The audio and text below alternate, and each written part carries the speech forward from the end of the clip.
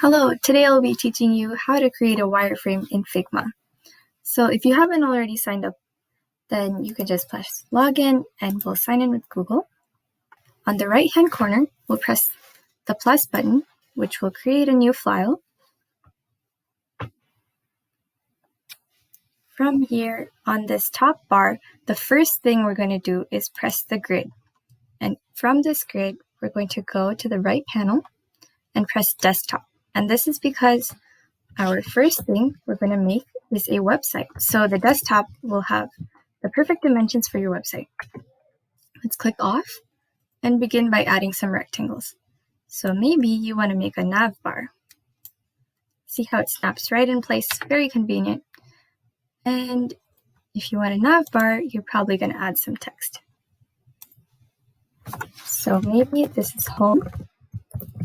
And then you will also have another, maybe you'll have portfolio page.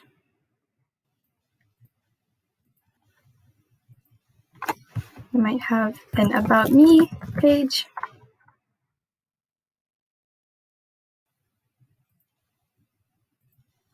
You might have a contact page. Contact me. Yay. Okay, so now let's hold Shift and press all of these texts because we want to line them up in the same line. So here at align, let's press align bottom.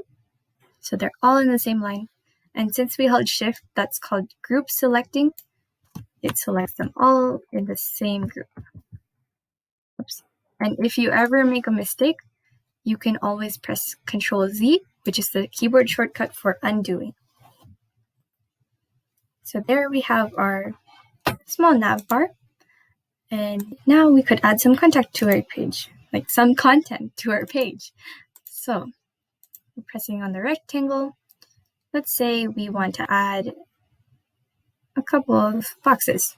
Like maybe this box could be like an image, it could be some text, some things that you want to display, maybe it might even be a button. So the way that I'm duplicating this is I'm actually holding Alt and dragging. So I will delete this one again. So hold Alt and drag. I think it's an Option key on the Mac. And when you want to align this, Shift and select. And align, not align left, that will make it on the same. And if you align center, so we want to align bottom. Okay. Now, you probably want to add a title. And we could say, welcome to my portfolio. And then make the font much bigger so that it's legible. Move it into place. And that's probably the first part you might design of your page. And now say you want to scroll down and design some more of your page. So I just added a second desktop by going to the grid in design, and then I pressed desktop right there. So here it snaps right into place, very convenient.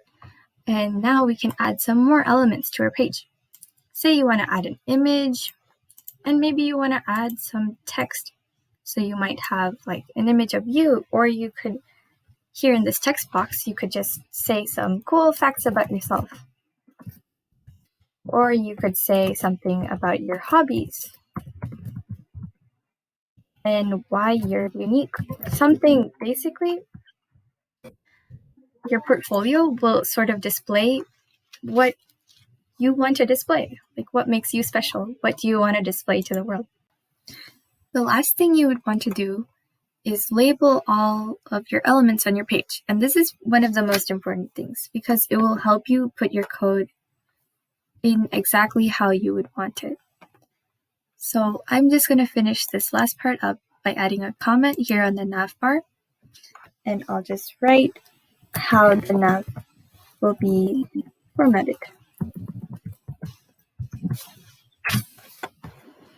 Yeah, so here in your comment, you'll see on the side exactly how you would want it to be in your code.